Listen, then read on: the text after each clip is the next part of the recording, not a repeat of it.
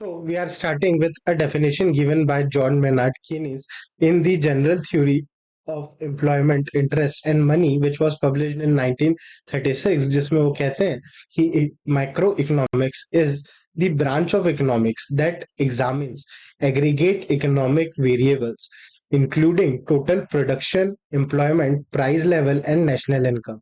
It focuses on understanding the economy as a whole and analyzing the broader trends and addressing larger scale of economic issues that affect such as inflation, unemployment and economic growth. कि macroeconomics क्या है? Macroeconomics is nothing but कि जब हम economy को as a whole पढ़ते हैं कि एक पूरे देश में क्या हो रहा है, एक पूरे राज्य में क्या हो रहा है, उसे हम बात कर जब हम उस नजरिए से बात करते हैं हम उसे मैक्रो इकोनॉमिक्स कहते हैं।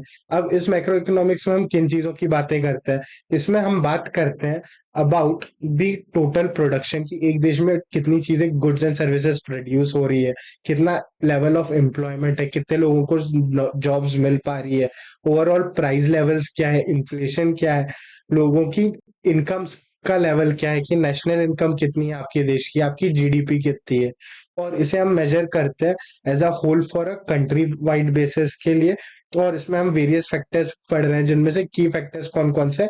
इन्फ्लेशन, अनएम्प्लॉयमेंट और इकोनॉमिक ग्रोथ का। अब मैक्रो और माइक्रो इकोनॉमिक्स, मैक्रो और माइक्रो इकोनॉमिक्स में क्या अंतर होता है?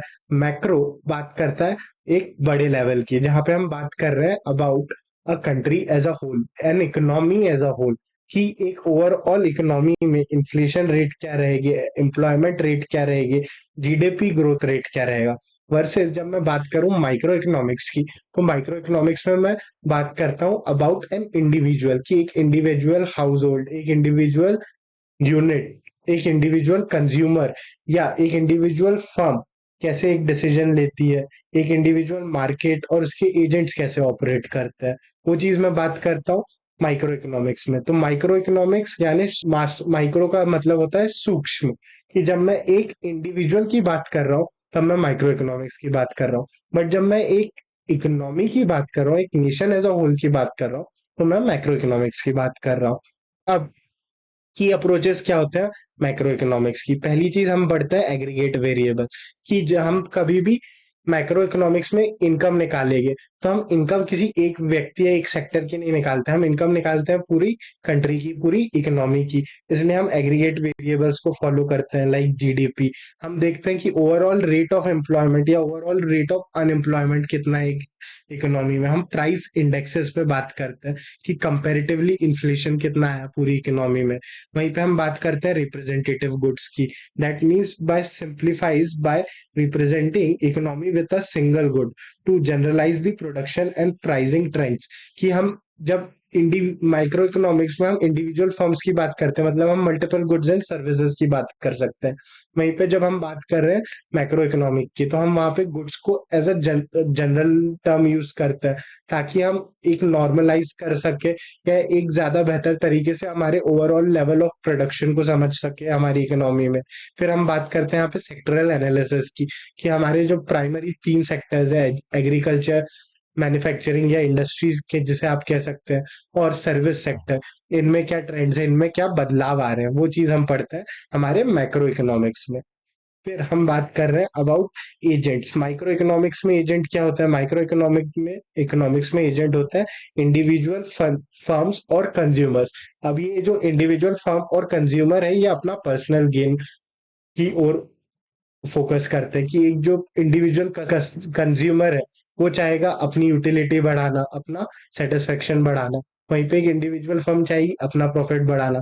वहीं पे मैक्रो इकोनॉमिक एजेंट्स जो होता है उसमें मल्टीपल पार्टीज है, जिनमें आती है government, central bank, regulatory bodies, जिनके पब्लिक ऑब्जेक्टिव्स होते हैं क्या? कि ओवरऑल प्राइस लेवल्स एक कंट्री में स्टेबल रहे, सभी को जॉब्स मिले, एम्प्लॉयमेंट अच्छी हो और ओवरऑल इकोनॉमिक ग्रोथ कर रहे हैं।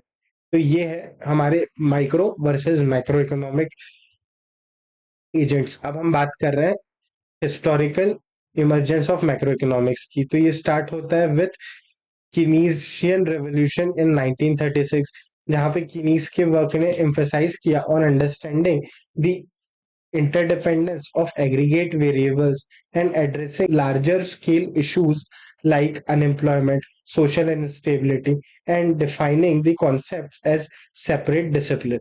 कि किन्शियन रेवोल्यूशन जिसमें हम पढ़ रहे हैं कि किनीज ने ये बताया कि हमें इकोनॉमिक अनस्टेबिलिटी पे ध्यान देना चाहिए, हमें overall low level of employment पे बात करनी चाहिए एक सोसाइटी में, हमें ओवरऑल ग्रोथ ऑफ इकोनॉमी पे बात करनी चाहिए, और इसी के लिए हमें एक सेपरेट ब्रांच ऑफ इकोनॉमिक्स की जरूरत है जिसे हम नाम देंगे एज मैक्रो इकोनॉमिक्स, जहाँ पे हम एक ओवरऑल ओवरऑल या होल ऑल राउंडेड ग्रोथ की बात करते हैं।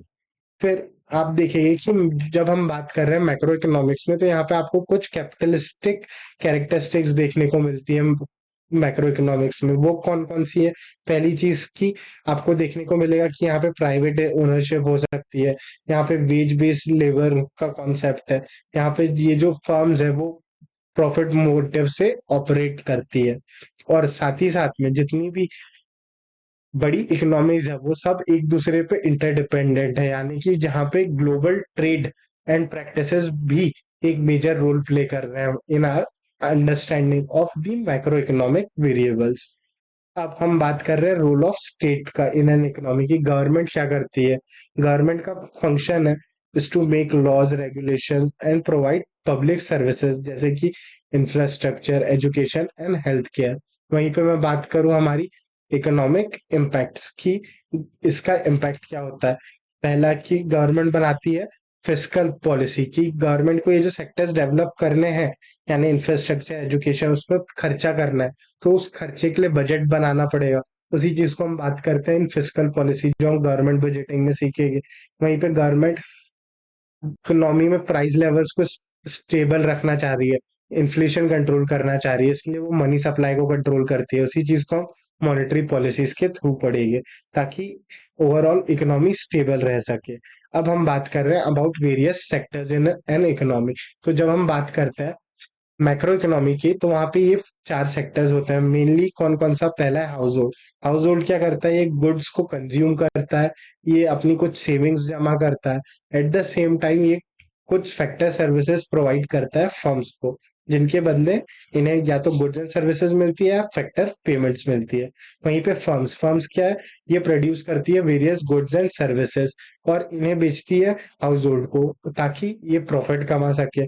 they are the producers or the creators ultimately who employ the household sector। फिर हम बात कर रहे हैं गवर्नमेंट की। गवर्नमेंट क्या करती है? गवर्नमेंट पहली चीज रेगुलेशंस लाती है, इकोनॉमी को मॉडरेट करने का काम करती है थ्रू रेगुलेशंस, टैक्सेस, और ये प्रोवाइड करती है पब्लिक गुड्स। क्यों? क्योंकि ये जो फर्म्स है ये प्रॉफिट मोटिव से काम कर रही है, तो ये मोनोपोली क्रिएट करना चाहेगी या एक्सप्लॉयटेटिव प्रैक्टिसेस में जा सकती है।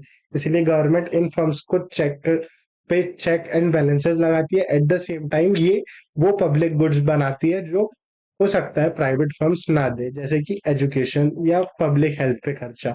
और वहीं पे अगला सेक्टर आता है एक्सटर्नल सेक्टर। एक्सटर्नल सेक्टर जिसमें हम दूसरी इकोनॉमीज के साथ जो हमारा इंटरेक्शन है ग्लोबल ट्रेड को, उसे टेक इनटू अकाउंट करते हैं। साथ ही साथ में यहाँ पे हम पढ़ते हैं अबाउट आवर फाइनेंशियल या बैंकिंग सेक्टर का, जो कि इसी मॉडल में हिस्सा बनता है कि किस तरीके से बैंक्स के थ्रू हाउस होल्ड फर्म्स और गवर्नमेंट और एक्सटर्नल सेक्टर इंटरलिंक्ड है। तो ये सारी चीजें हम पढ़ते हैं इन आर मैक्रो इकोनॉमिक्स, जिसमें हम देखते हैं कि एक इकोनॉमी एज अ होल कैसे ग्रो कर रही है। तो इसी सीरीज में हम इसी चीज को आगे कंटिन्यू करेंगे इन आर नेक्स्ट वीडियो।